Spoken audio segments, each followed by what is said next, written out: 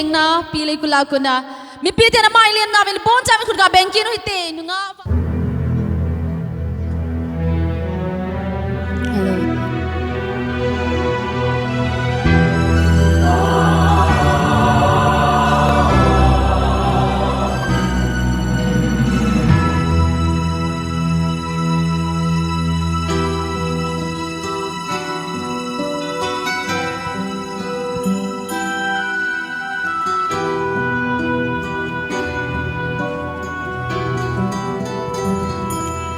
Vetan via dolorosa Jerusalem hoa chun sipai hon lampi atin tan au izong le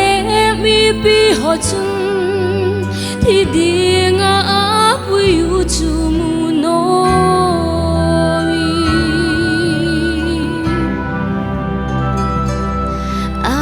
chunga vo nama a uchi san bangaga alua ling luhu ki husa na le he so zo si tho mi athina la rong zon in na je ve ton via dolorosa kapagay tho na munchu lal Krista chu a cross purin ate hin la chu lam ngay chu ang rung ta nang le ki din ve tan via dolorosa Calvary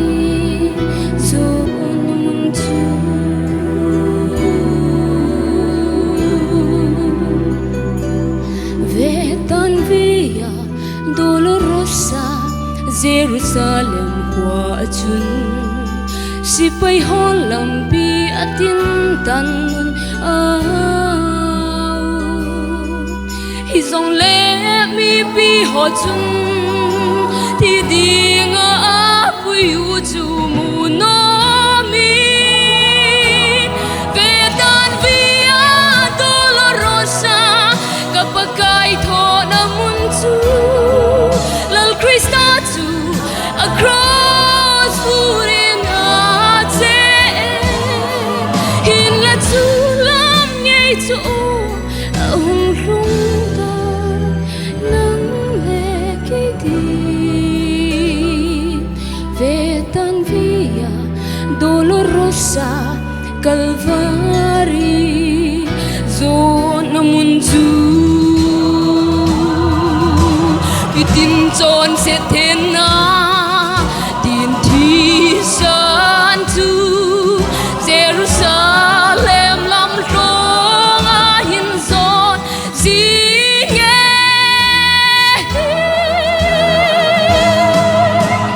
vetan via dolorosa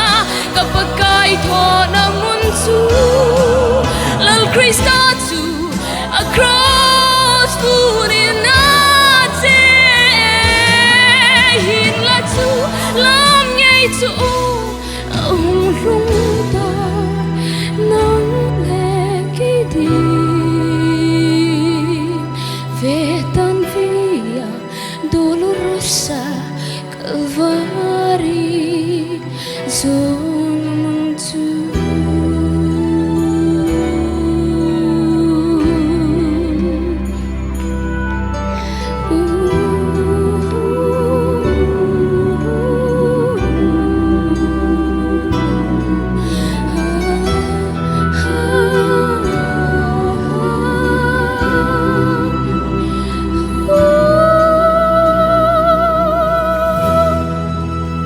Bye. hello hello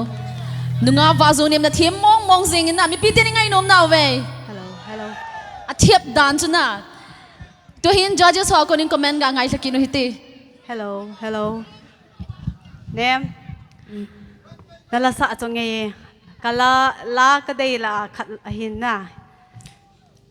first stanza na sa cross ki put in ti lai to a flat thimin ka in na nanginong na sa pe jonop sa po natin Nôm hi. cross ki put in ti lai na ting le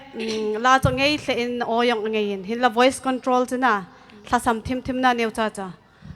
is it next thing le chi ho chu nang vet phat de ngai in tin adang wang na thimi performance song hoye oh Goodbye.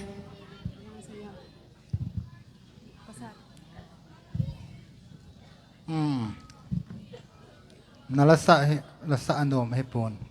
ye chun ka hevin ke on zong lasa sata mai hin